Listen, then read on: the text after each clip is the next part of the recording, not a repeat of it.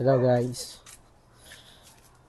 Isa-isahin natin yung mga kinabit natin or mga aftermarkets na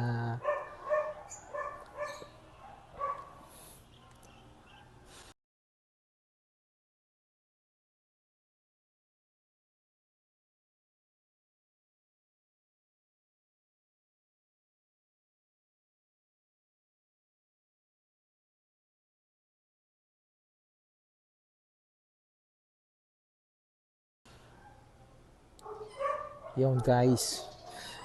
Ito nga pala yung motor natin na Sniper 1.5R.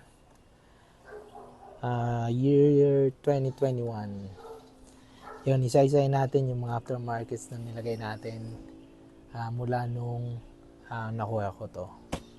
Konting-konti nilang matatapos na natin yung motor. Payable 3 years. Hulugan, konti na lang. Konting kembot na lang. Ayun. Simulan natin sa mga Ano? Yes. Yun. Ha? iPad ko, igagaya ko naman yung play. Pa-help ka kay ate. Kay ate Faye. Open mo sa phone mo. Nalak. Ay, si mami ang punta ka doon kay mami. Sabi na ikaw. Okay. Sige, wait lang, okay? Susunod si daddy. Alright. Ito ko naman yun. Okay, balik tayo.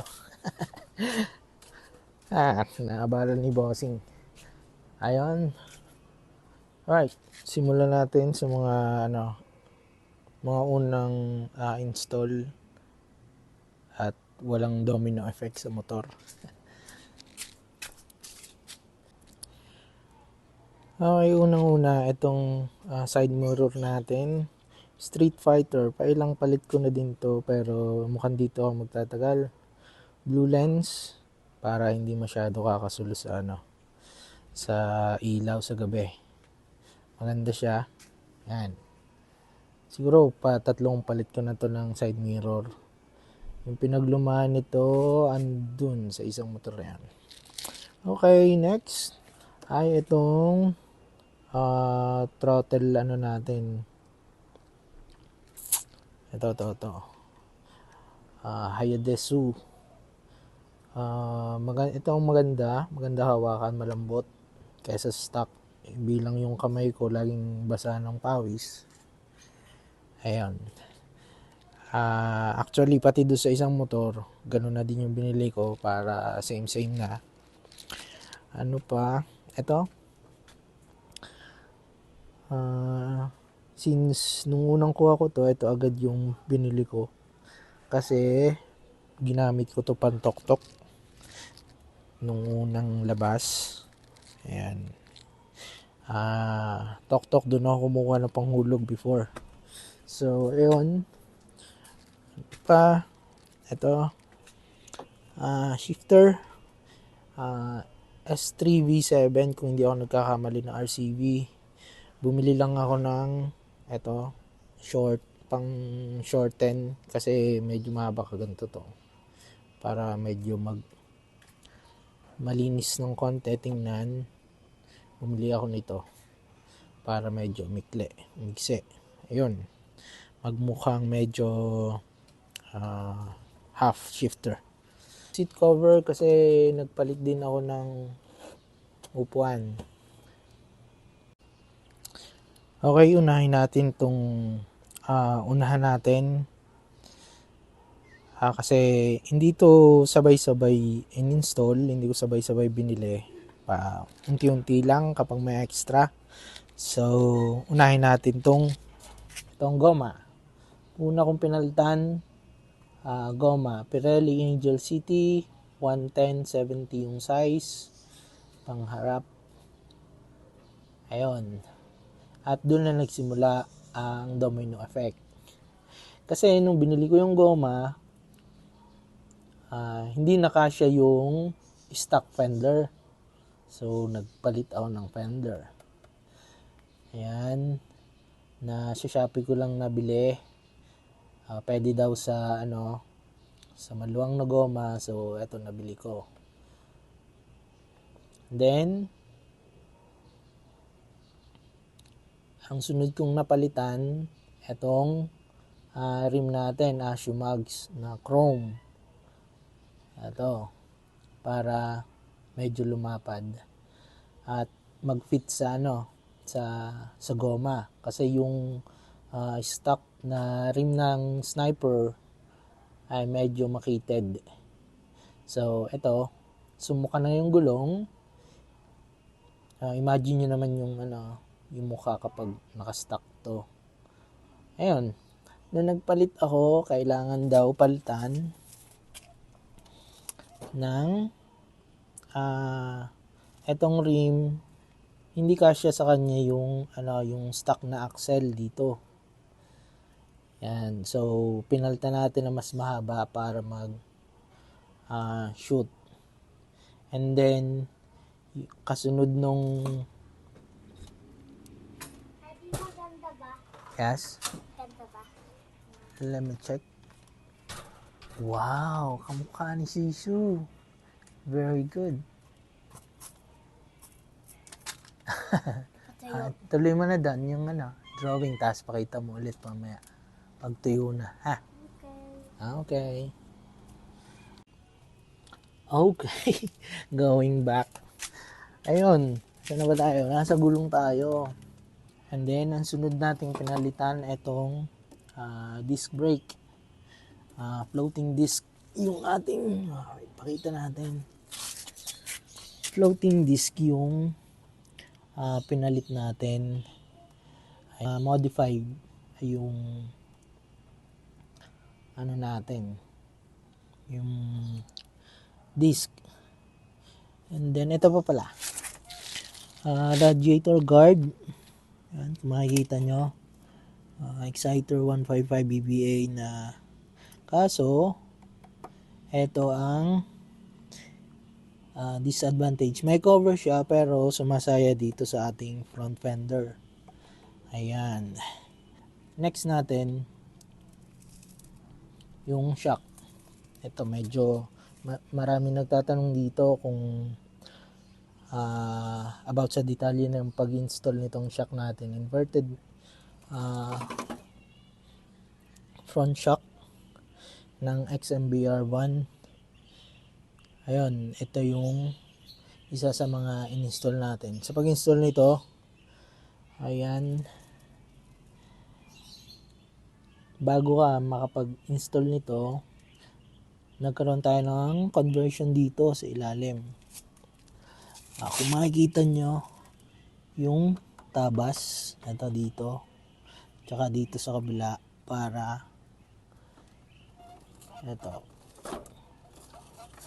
hindi sumayad kapag bumabaling. Kasi nung bagong install yan, nakailang balik ako sa shop, hindi nila napapansin, sumasabit to yung tagiliran dito sa fairings. So ayun, tinabas, ngayon okay na. And then pag bumili ka nitong shock, ang kasunod niyan dapat etong caliper natin, 4-pot caliper. Yung nabili kong, actually ito pang 2 caliper ready. Ito sa kabila, may nakaabang dito kasi daw dual disc ready yan. Kaso yung ating nabili na rim na mags ay single ready lang. Though sabi ko sa binilang ko sa Shopee, pang dual, pero yung pinadala single. Hindi ko na lang binalik, ginamit ko na din kasi hindi ko naman nakalain na ganun nga yung mabibili ko na dual disc ready. So ayun, kailangan bumili nito. Yan, medyo hassle mag-install niyan kasi etong caliper na to tsaka etong disc hindi masyado nagtugma. So nilagyan namin ng mga washer dito. Ayan, tinimpla ng maayos para mag fit and para gumana yung brake system natin maging maayos. Okay, and then next, ito may kasama na yung bar nito, pero hindi fit dito sa fender. So pinutol ko dito sa loob para magkasya, and butas. Ako na nagbutas nito. Ayun. And then dahil malaki yung caliper natin, 4-pot caliper to, hindi niya mapreno ng ma-push ng maayos, kasi sabi ng mekaniko natin maliit yung tangke ng brake. So alam nyo na, kasunod nagpalit ulit tayo ng brake set. Ito yun. Yung stock natin, pinalitan natin ng Brembo RC19, RC Costa. Ayan. Corsa Corta 19 RS. Hindi to original, pero sabi ng seller, Class A. Maganda naman performance. Ayun.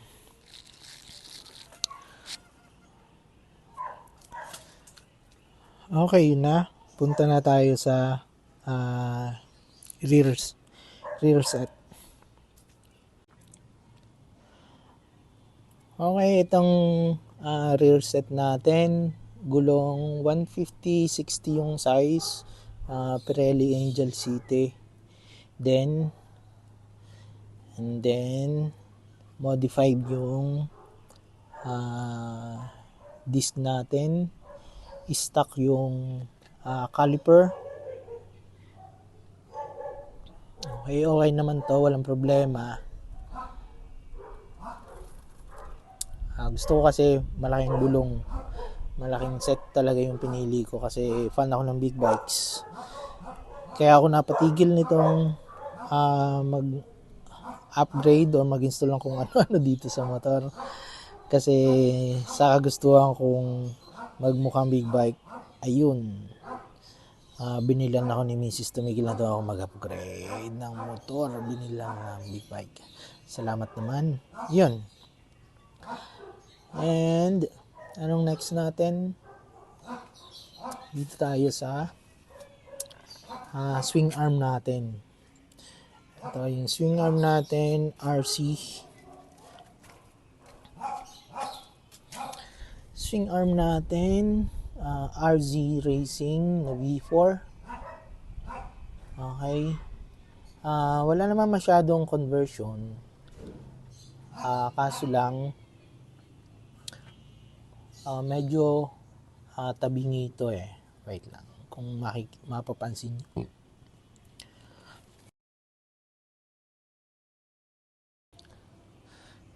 So, hindi ko alam kung pansin nyo sa likod na medyo hindi center yung gulong natin dito.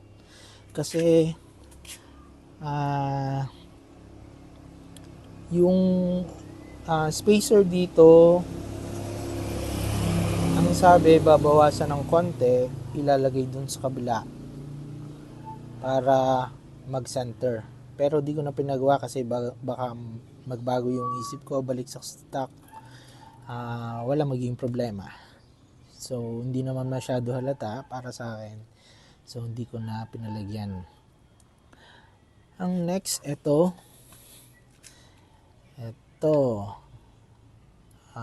sumasay dito kasi malambot yung rear shock natin. So medyo nung una hindi ko napapansin, nagka-dents. Hindi naman dents, gumasgas itong shifter natin. So pinalitan natin ng rear shock. Ito ay RCB na rear shock M8. Kung hindi ako nagkakamali, adjustable siya para tumigas.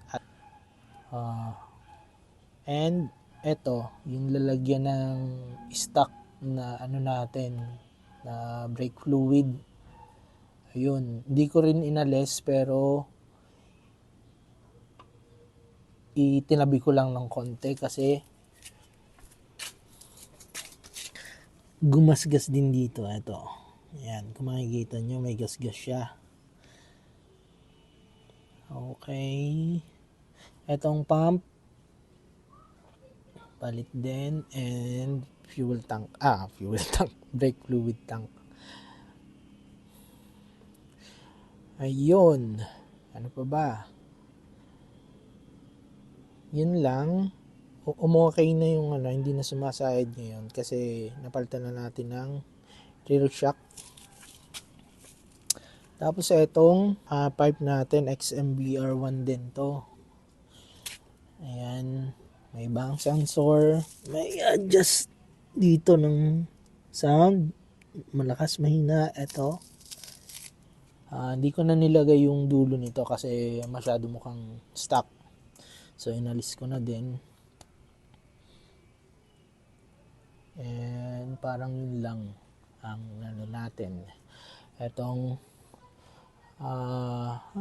slim fender, rear fender, slim type. Ayan, ito side mirror kasama na nung binili. Ayun, diskarte ko dito ng pagkakabit. Ito makikita nyo sa ilalim.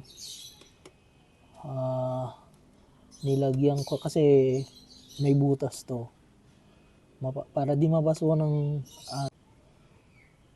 para di mapasukan ng tubig, nilagyan ko ng yung lalagyan ng oil natin. Ginupit ko din, nilagay ko dyan. Black na din para sa ilalim naman, hindi halata.